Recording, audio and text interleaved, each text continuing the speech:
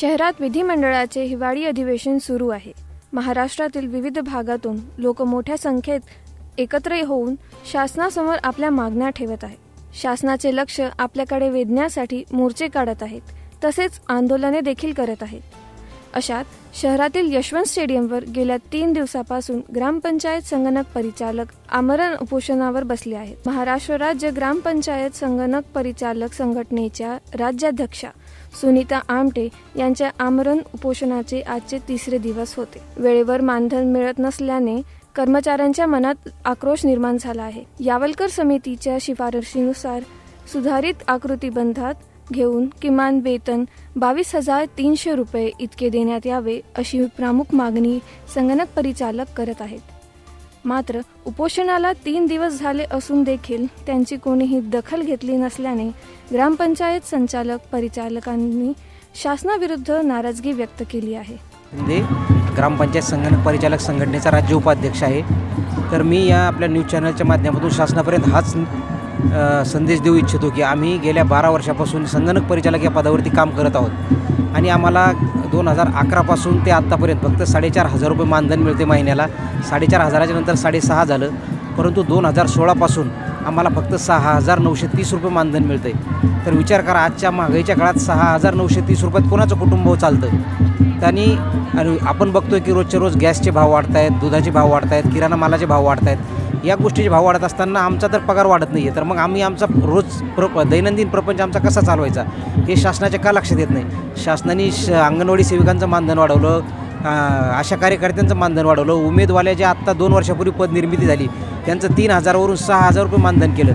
तर आम्ही तर 12 वर्षापासून एकदम आम्ही स्किलचं काम करतो, जे की आपण आपले मोदी साहेब म्हणतात की हो. आत्तापर्यंत आम्ही आपले जे सध्याचे मुख्यमंत्री आहेत एकनाथरावजी शिंदे यांना आम्ही 2-3 महिन्यापूर्वी प्रत्यक्ष मुंबईला जाऊन निवेदन दिलं आणि त्यांनी सांगितलं की तुमचा जो आकृतीबंधाचा विषय आहे याला वेळ लागेल, परंतु तोपर्यंत तुमचं मानधन आम्ही वाढवू शकतो असं त्यांनी आम्हाला आश्वासित केलेलं आहे आणि शब्द पण दिलेला आहे. परंतु आत्तापर्यंत कुठलंही त्यांनी आमचं मानधन वाढवलेलं नाही किंवा कुठलंही पगार वाढ केलेली नाही आणि कुठलीही आमची फाईल बनवलेली नाही. फक्त आम्हाला वरचीवर चुकीचे आश्वासन दिले जात आहेत आणि आपले मोदी साहेब सांगतात की आपल्याला डिजिटल इंडिया बनवायचं आहे आणि भारत ही महासत्ता बनवायची.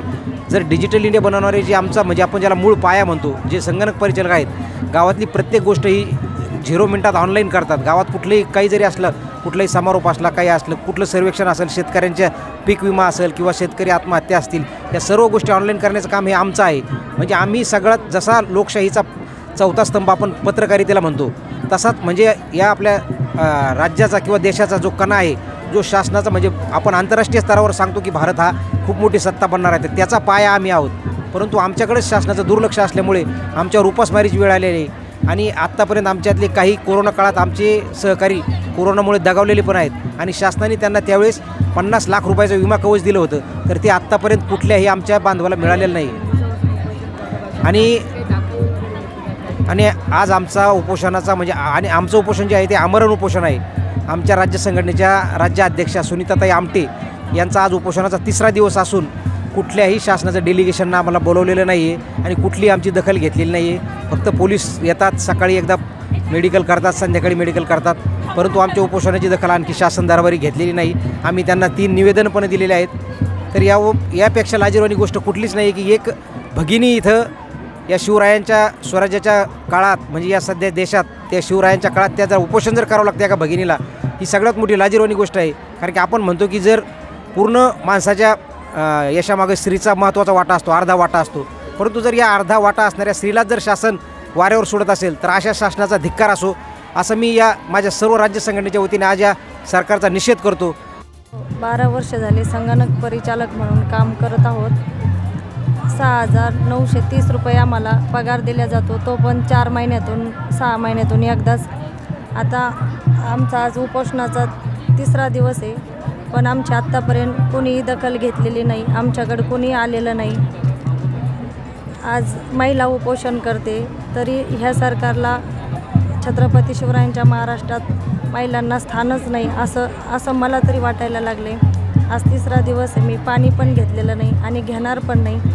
आज आमची शासनाकडे एवढीच मागणी आहे, आम्हाला शासनाने आकृतीबंधात घेऊन किमान वेतन देण्यात यावे. जर आकृतीबंधाला वेळ लागत असेल तर 22,600 रुपये तत्काळ आम्हाला पगार देण्यात यावा आणि जे आमचं हाजरी आणि इनवॉइस आहे ते बंद करण्यात यावं.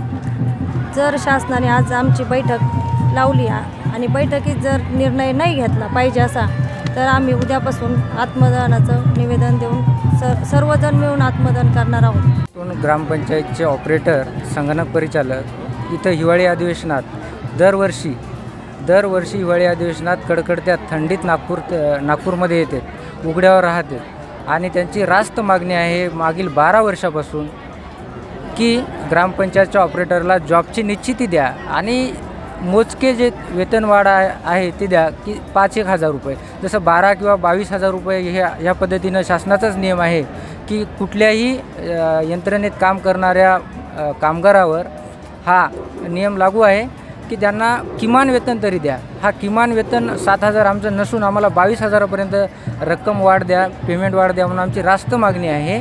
आणि त्या बदल्यात आम्ही शासनाच्या खूप महत्त्वाच्या अशा प्रमाणपत्राची देवाण करत असतो ग्रामपंचायतच्या पातळीवर. आणि आम्हाला सर्व पक्षाच्या राजकीय लोकांनी आश्वासनच दिलेले आहे, पण आम्हाला कुठल्याही पद्धतीचा आजपर्यंत न्याय मिळालेला नाही.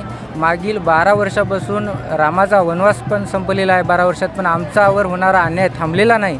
म्हणून येणाऱ्या काळात तरी या अधिवेशनात आणि येणाऱ्या निवडणुकीपूर्वी आमचा शासनाने परिपूर्ण विचार करावा आणि या गोष्टीला गांभीर्याने घ्यावा. किंवा छोटी गोष्ट म्हणून आजपर्यंत 12 वर्ष त्यांनी दुर्लक्ष केले, हा दुर्लक्ष न करता याच्याकडे थोडं लक्ष द्यावं. कारण येणारा काळ हा शासनाने आम्हाला काही जर दिलं तर आम्ही शासनाला काही परतफेड देऊ, असंच आताच आमच्या एका भावानं सांगितलेलं आहे. त्या पद्धतीने आम्ही शासनाचे परिपूर्ण काम करू. कारण डिजिटल इंडिया हा आमच्यामुळं होत आहे आणि आम्ही ऑपरेटर त्यांना ग्रामीण लेवलपासून ते तयार करत आहोत. जन्मनोंद, मृत्यूनोंद सर्व प्रकारच्या नोंदी आम्ही ठेवत आहोत आणि ऑनलाईन करत आहोत.